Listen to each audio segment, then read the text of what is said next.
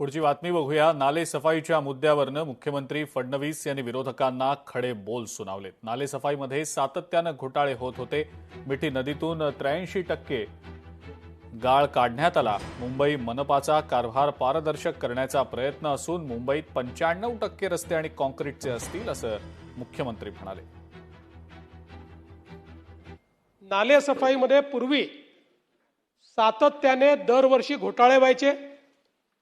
आपल्याला कल्पना आहे की मागे जेव्हा घोटाळा निघाला तर नाले सफाईमध्ये निघालेला गाळ हा ज्या वाहनातनं नेला त्या वाहनांच्या नंबर प्लेट तपासल्यानंतर काही स्कूटर निघाल्या, काही ऑटो रिक्षा निघाले, काही तर चांगल्या पद्धतीच्या कार निघाल्या आणि म्हणून आता नव्याने मागील वर्षापासनं एआयचा उपयोग करून फ्रॉड डिटेक्शनची व्यवस्था उभी केली आहे आणि आता अशा पद्धतीनं यामध्ये खोटे दावे करणं, खोटी माहिती देणं आणि बिलं काढणं हा प्रकार जवळपास या ठिकाणी बंद करण्यात आलाय।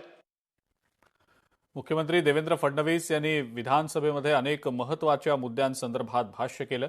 मुंबईची 60% वाहतूक ही पश्चिम द्रुतगती महामार्गावरनं होते। मुंबई आणि डांबराचं नातं विळ्या भोपळ्याचं आहे। मुंबईत 95% रस्ते हे काँक्रीटचे असतील तर 27 भूमिगत पार्किंग संदर्भातलेही प्रस्ताव आल्याचं मुख्यमंत्र्यांनी सांगितलं। मुंबईमध्ये जिथे इतका पाऊस पडतो, पावसाचं आणि डांबराचं नातं हे विळ्या भोपळ्याचं नातं आहे आणि म्हणून खऱ्या अर्थाने इथे काँक्रीट रोडची आवश्यकता होती आणि म्हणून मुंबईच्या रोडच्या काँक्रिटीकरणाचा निर्णय आपण घेतला।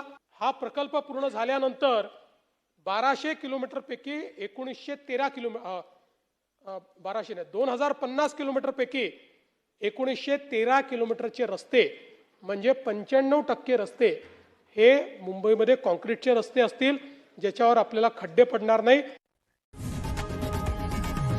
लोकशाही मराठी ऐका, पहा, जागरूक रहा।